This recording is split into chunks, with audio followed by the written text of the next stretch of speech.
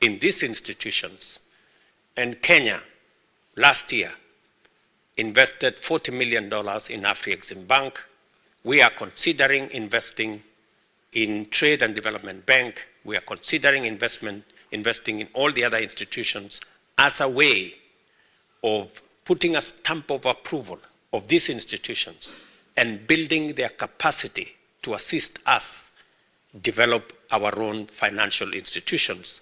And Kenya and Ghana have enjoyed long-standing cordial relations since the 60s. This was preceded by pre-independent solidarity between our two leaders, who were among the conveners of Pan-African conferences. The historic bonds of friendship between our two countries run deep.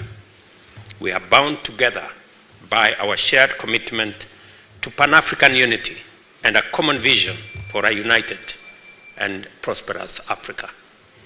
It is appropriate that our two nations, which have long played strong roles in fostering Pan-African unity, also make similar contribution to the development of Pan-African trade integration.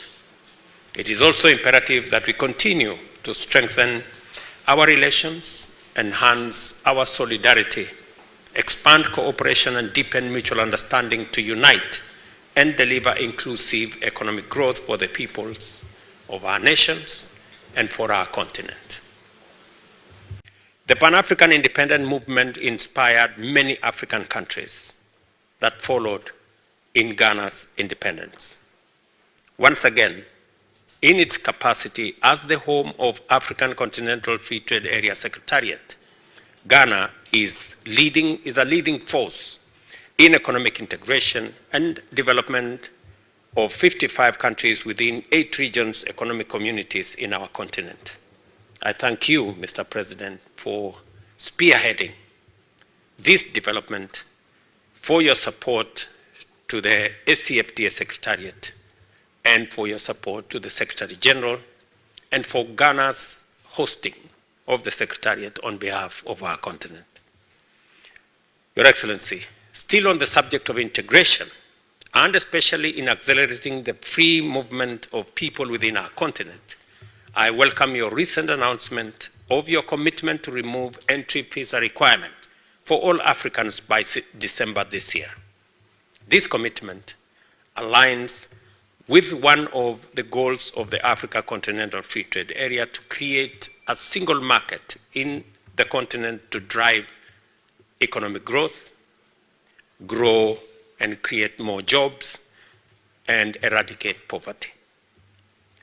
I have informed President Akufo-Addo that in similar vein, Kenya recently removed visa requirements for visitors from all countries with effect from January 1st this year.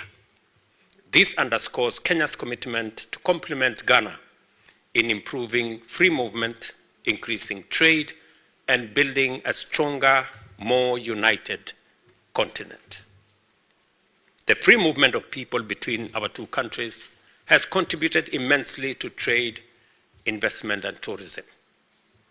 In this respect, His Excellency and I noted that trade between Kenya and Ghana is growing. In 2022, for example, Kenya's imports to Ghana were valued at $10.4 million and imports were valued at $4.8 million.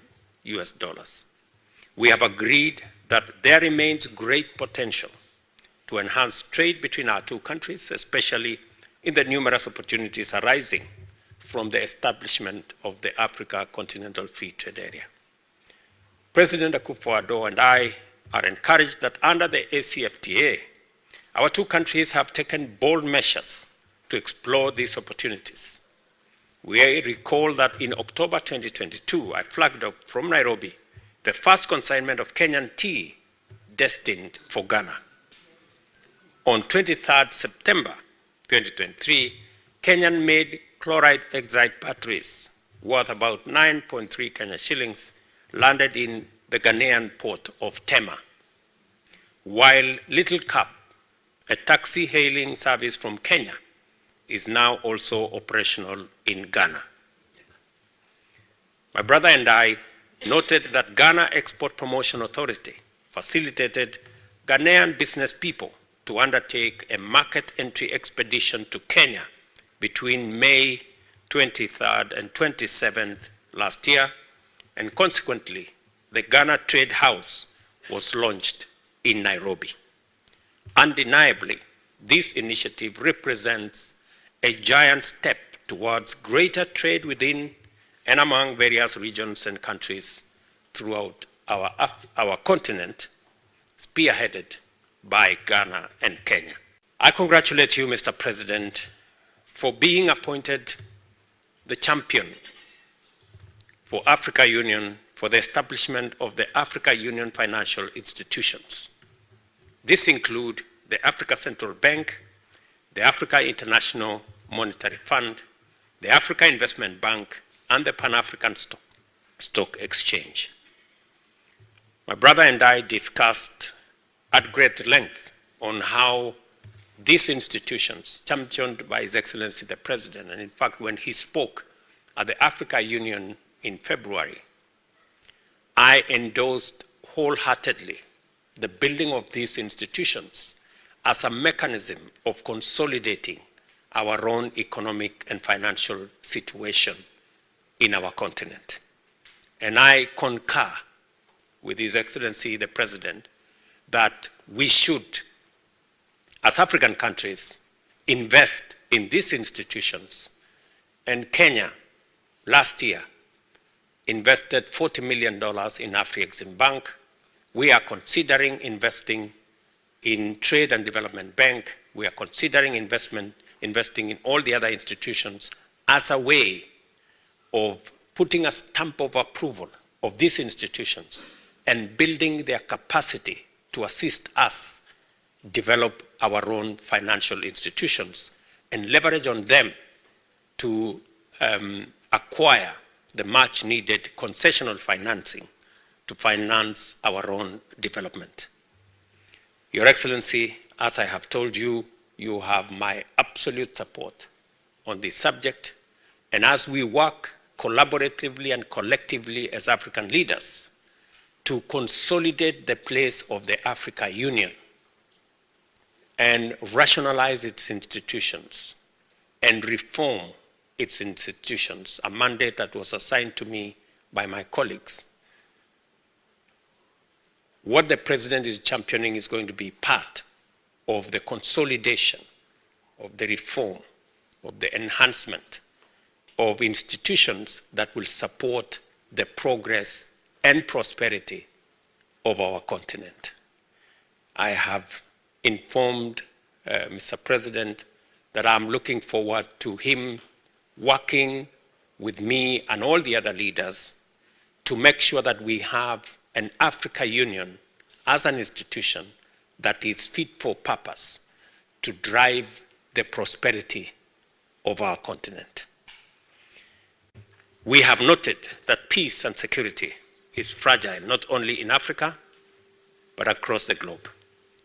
Internal strife, conflict, and wars, compounded by terrorism and violent extremism, are a major obstacle to peace, security, and stability. Statistics show that the number of people killed and forcibly displaced by crisis in Africa has been increasing over time. As of 2023, over 37 million people have been forcibly displaced in Africa, and 6 countries account for 64% of forced displacement. Kenya appreciates and commends efforts by Ghana through the Accra Initiative and ECOWAS towards the fight against terrorism and in addressing resurgence of the unconstitutional changes of government in the Sahel and West African region. As a nation, Kenya looks forward to receiving continued support from Ghana in addressing terrorism and other threats so as to guarantee peace and security in Africa, in our region, and globally as well. I informed His Excellency the President that Kenya has been engaging in supporting peace initiatives in the Horn of Africa and the Great Lakes region, including DRC, South Sudan, Sudan, and Somalia.